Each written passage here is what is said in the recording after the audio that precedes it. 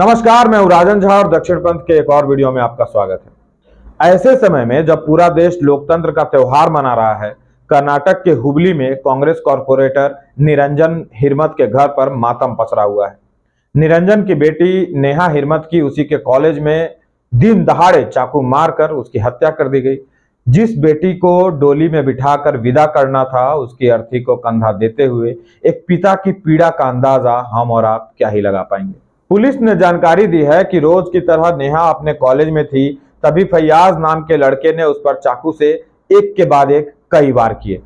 नेहा नीचे गिर गई, लेकिन जब तक फैयाज थका नहीं और नेहा का रक्त जमीन पर पड़े धूल से सनकर बहने न लगा, तब तक वह रुका नहीं। बेजान हो जाने के बाद फैयाज वहां से फरार हो गया। हालांकि बाद में पुलिस ने उसे गिरफ्तार भी कर लिया। हत्यारा फैयाज बेलगावी जिले के साबदत्ती का रहने वाला बताया जा रहा है। अब आते हैं कि इसने नेहा की हत्या क्यों की, वह भी इतनी बेरहमी के साथ। मीडिया रिपोर्टों के अनुसार फैयाज पहले से ही नेहा का पीछा किया करता था। उसके पीछे पड़ा हुआ था कि किसी तरह उसे अपने जाल में फंसा ले। उसने अपना प्रेम प्रस्ताव नेहा के सामने में रखा था, जिसे नेहा अस्वीकार कर चुकी थी। अच्छा, ये फैयाज जो है नेहा का क्लासमेट ही था या उसी कॉलेज में पढ़ता था, ऐसा भी बतलाया गया है। अब फैयाज ने कॉलेज कैंपस में सबके सामने नेहा पर धारदार हथियार से हमला किया और तब तक उस पर वार किया जब तक वह मर नहीं गई।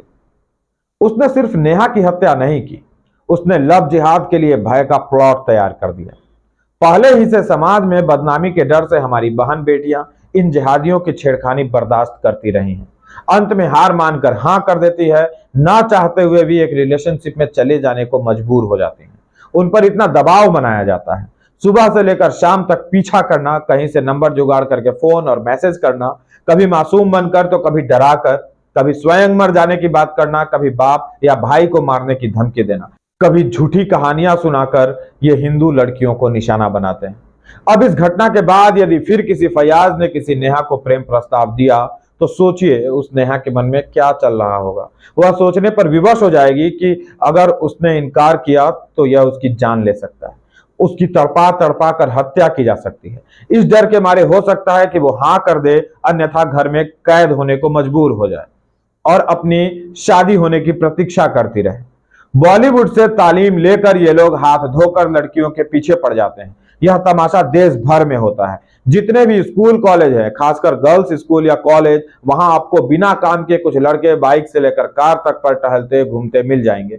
हर तरह के लड़के उनमें शामिल होते हैं, लेकिन ज्यादातर आपको आंखों में सुरमा लगाए, लंबे लंबे बाल वाले, टाइट कपड़े पहने खास किस्म के लोग नजर आएंगे। बाद में पता चलेगा कि कोई किसी स्कूटर के दुकान पर पंचर साटता है, कोई ऑटो चलाता है, कोई थूक थूक कर फल बेचता है, कोई प्लम्बर है कि इलेक्ट्रीशियन है, जिसके पास लड़कियों के आगे पीछे करके उन्हें बरगलाने के लिए समय ही समय है। यदि लड़की बाइक पर लहराते उसके बाल और आंखों में लगे सुरमा को देखकर प्रभावित हो जाए, यानी डर से, या चाहे जिस तरीके से एक बार लड़की ने हाँ बोला कि ये अगले चरण की तैयारी में लग जाते हैं, जिसमें किसी तरह लड़की के साथ शारीरिक संबंध बनाना इनका टारगेट होता है। इसके लिए वे किसी भी हद तक चले जा सकते हैं और जाते हैं। फिर लड़की जब शादी करने का दबाव बनाती है, तब उसे सच्चाई बतलाई जाती है। कई केसेस में वह लड़का पहले से शादीशुदा निकलता है, कई केस में वह किसी और को फांस चुका होता है और कई में वह लड़की पर धर्म परिवर्तन का दबाव बनाता है। इस काम में उसका परिवार उसकी सहायता करता है। ये कोई हवाई बातें नहीं है। एक मामला मुझे अभी याद आ रहा है, 4-5 दिन पहले ही की घटना है। उत्तराखंड के खटीमा में की यह घटना है। एक SC/ST समुदाय की लड़की हॉस्टल में रहकर दीनदयाल उपाध्याय कौशल विकास योजना में प्रशिक्षण प्राप्त कर रही थी। इस दौरान उसे एक युवक मिला जिसने अपना नाम अजय बतलाया। बात 2022 की है। युवक ने उसे प्रेम जाल में फांसा, शादी करने की बात कही। जनवरी 2022 में आरोपित ने खटीमा में कमरा लिया, जहां शादी का वादा करके उसके साथ शारीरिक संबंध बनाए गए। इस बीच लड़की को पता चला कि आरोपित युवक अजय नहीं अलाउद्दीन है, उसके 2 बच्चे भी हैं। इसके बाद वह लड़की पर इस्लाम धर्म कबूल करने के लिए दबाव बनाने लगा। उसके मना करने पर उसकी अश्लील वीडियो इंटरनेट मीडिया में वायरल करने की धमकी दी। इसी साल 9 मार्च को राजस्थान के कोटा में एक 14 साल की लड़की ने आत्महत्या कर ली थी। सबको लगा पढ़ाई के प्रेशर में बच्ची ने यह कदम उठाया। घर वालों को समझ ही नहीं आया कि क्या हुआ। न उसे कोई परेशानी थी, न ही पढ़ाई का कोई प्रेशर। मां लगी रही कारणों का पता करने के लिए। उसने लड़की का सोशल मीडिया अकाउंट छान मारा, इंस्टाग्राम अकाउंट चेक किया, जिसे देखते ही वह चौंक गए।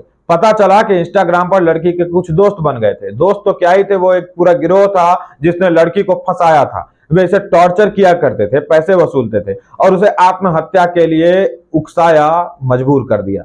आप अंदाजा लगा सकते हैं ऐसे मामलों में क्या होता है।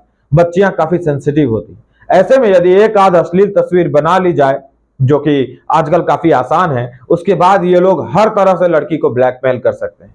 यही इस केस में हुआ। मोहम्मद कैफ, मोहम्मद अजान, सना और कुछ लोगों ने मिलकर इस बच्ची को फंसाया, टॉर्चर किया, पैसे वसूले और अंत में कोई रास्ता न देखकर बच्ची ने आत्महत्या कर ली।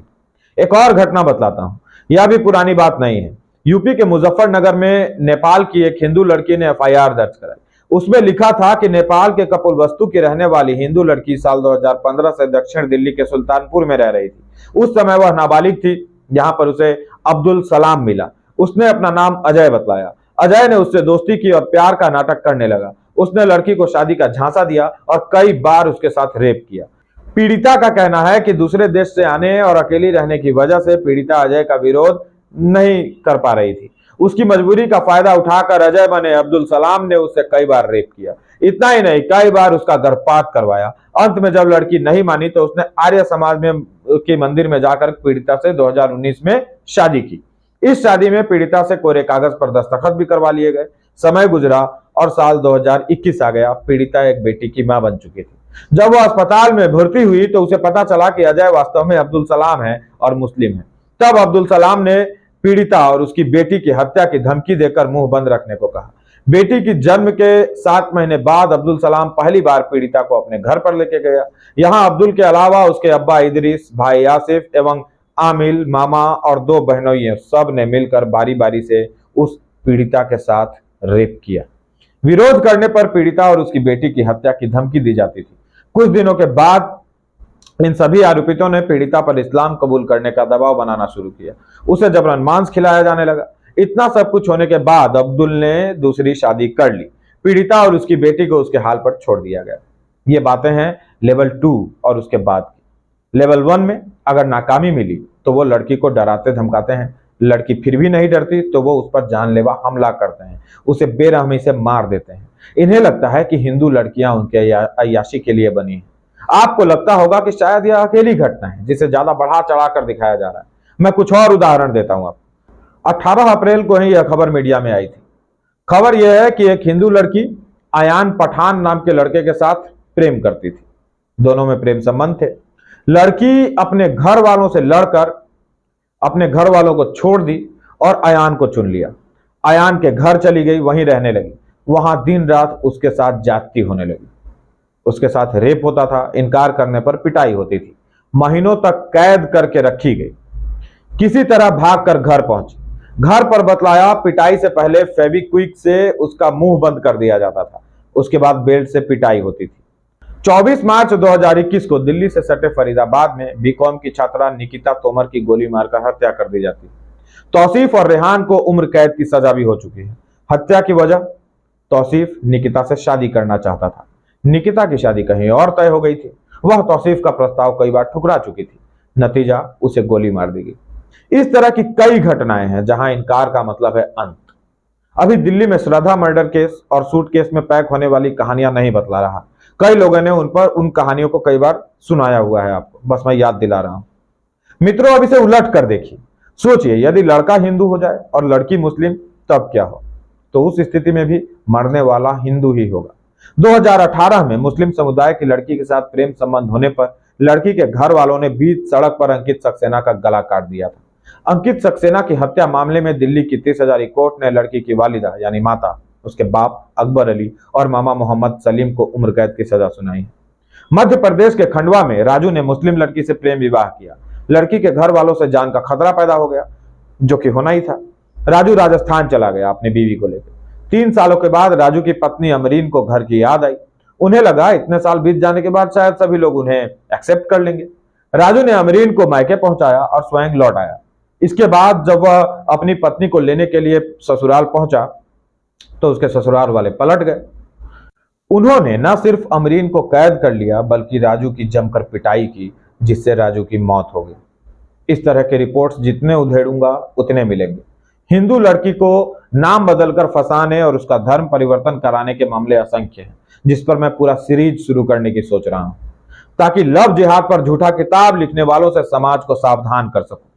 सावधान हमें वामी इस्लामी गैंग के एजेंडाबाज पत्रकारों से भी रहना होगा, जो नुपुर शर्मा जैसे नेताओं के लिए जान की आफत खड़ी कर देते हैं, जो अजित भारती और मिस्टर सिन्हा जैसे लोगों को टारगेट करने के लिए पोस्ट की कई श्रृंखलाएं सृजित करते हैं। रामनवमी के दिन नित्य कर रही भाजपा उम्मीदवार माधवी लता पर एक के बाद एक कई पोस्ट किया जाता है, जिसमें वो एक तरफ तीर चलाने का संकेत कर रही हैं। कैमरामैन ने उसके बाद मस्जिद दिखला दिया। हो गया नैरेटिव सेट इनके लिए।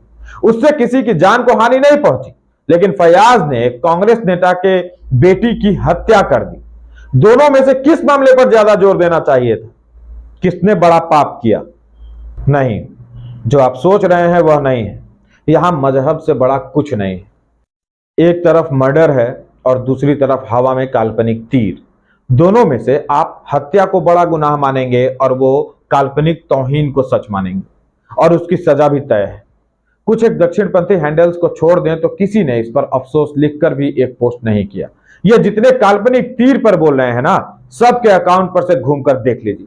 सभी एजेंडाबाज इस पर चुप्पी साधे बैठे हैं, या इसमें भी किसी सेकुलर एंगल को तलाशने की कोशिश कर रहे हों। आप जुबैर से लेकर कापड़ी तक के प्रोफाइल पर जाइए। काल्पनिक तीर चलाने वाली नेत्री के विरुद्ध कितने ट्वीट मिलते हैं, और इस क्रूर और हिंदू घृणा से सनी हत्या पर कितने। गिरोह के सरगना रवीश कुमार से एक भी पोस्ट की उम्मीद मत कीजिएगा, लेकिन जब जब किसी नेहा की हत्या होगी, हम लोग बोलते रहेंगे, आपको सजग करते रहेंगे।